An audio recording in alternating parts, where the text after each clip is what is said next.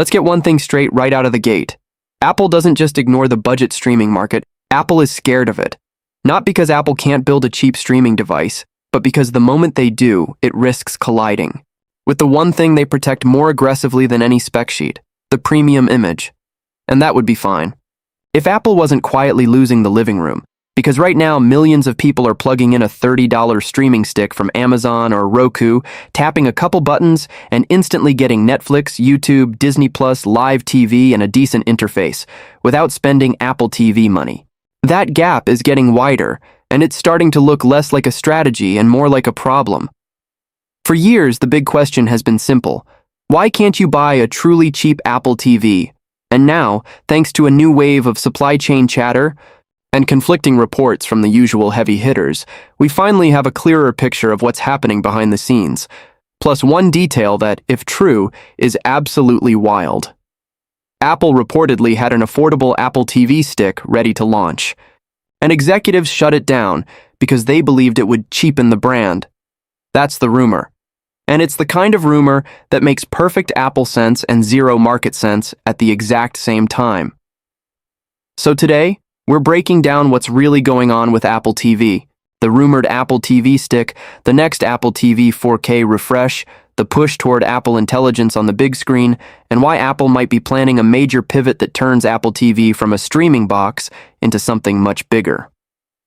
First, look at the Apple TV 4K we have right now. The 2022 Apple TV 4K is objectively overpowered for what most people use it for. It runs the A15 Bionic. Yes, the same class of chip that powered the iPhone 13 lineup. It's fast, it's smooth, it barely breaks a sweat, and for HomeKit users, it's one of the best smart home hubs you can buy. tvOS is clean. The Apple ecosystem. Integration is real. AirPlay is effortless. If you live in Apple land, Apple TV is one of those devices that just works. But then you hit the price. The Apple TV 4K starts around $120 for the base model, and depending on configuration, it goes higher. Meanwhile, the competition is basically daring Apple to respond. Google TV devices and Amazon's Fire TV stick lineup are constantly discounted. Roku owns the simple and cheap category, and for a huge chunk of buyers, the difference between $35 today and $129 today isn't a spec comparison. It's a decision made in 5 seconds. That's why Apple TV's market position, based on various industry estimates, often looks like an also-ran compared to Roku, Amazon, and Google, plus the built-in platforms that ship inside TVs like Samsung's Tizen.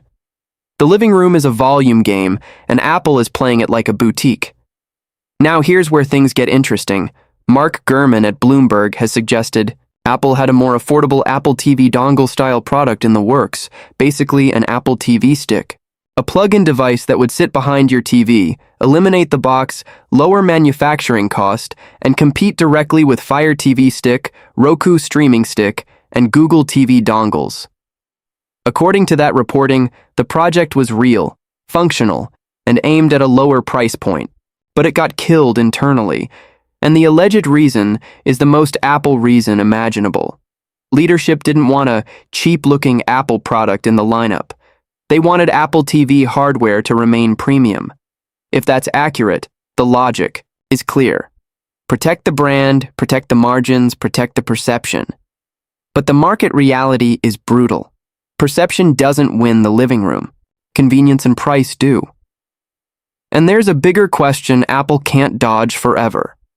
Does premium hardware matter if you're losing millions of potential Apple TV Plus subscribers, Apple Arcade gamers, iCloud upsells, Fitness Plus users, and HomeKit households to a plastic stick that costs less than dinner? Because content and services are where the money is now. Apple has been telling Wall Street that for years. Yet the easiest on-ramp into Apple's services ecosystem, the TV, still has a price barrier that pushes mainstream buyers toward Amazon, Roku, and Google. So why would Apple keep doing this?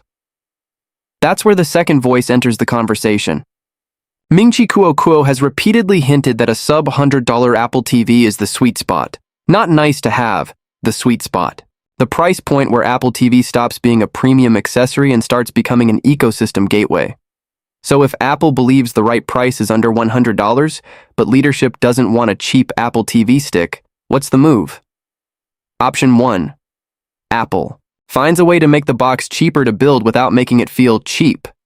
Option 2. Apple changes what Apple TV is, so the price feels justified again. Option 3. Both. And recent supply chain noise suggests Apple might be leaning into both hard.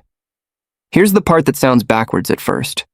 There are rumors the next Apple TV could use a newer chip, possibly even an A17 Pro class processor. Yes, that A17 Pro. The 3nm silicon introduced with the iPhone 15 Pro generation. Now, to be clear, nothing is confirmed. But sources and chatter across the usual rumor pipeline have floated the idea of Apple increasing Apple TV's silicon capabilities again. And if you're thinking, why would a streaming box need that much power? The answer is 2 words. Apple is about to plaster everywhere. Apple Intelligence. If Apple is serious about pushing on-device AI across products, the TV becomes a surprisingly important battlefield. Running heavier models locally, doing real-time voice parsing, personalization, smarter search, better recommendations, and a Siri that doesn't feel like it's trapped in 2016, that all requires real neural engine throughput and a modern platform. Apple doesn't just want Siri to find a movie title if you say it perfectly. Apple wants you to talk like a human. Show me that movie where the guy steals the Declaration of Independence. And instead of giving you 5 unrelated results and a Wikipedia page, it pulls up National Treasure instantly, offers the sequel, and suggests similar movies, without lag, without misfires, without you repeating yourself 3 times. That's the promise. And it's the kind of promise that becomes a disaster if the hardware can't keep up. So suddenly, an overpowered Apple TV isn't about streaming. It's about becoming the AI brain of the living room. Now, Apple still has to solve the price problem. And that's where another rumor matters.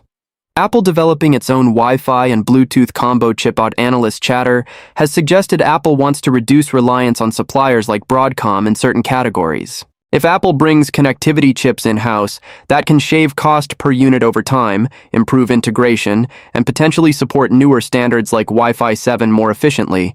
And those savings could be exactly how Apple tries to hit that psychologically important price target, say $99, without making a cheap stick that leadership fears might dilute the brand.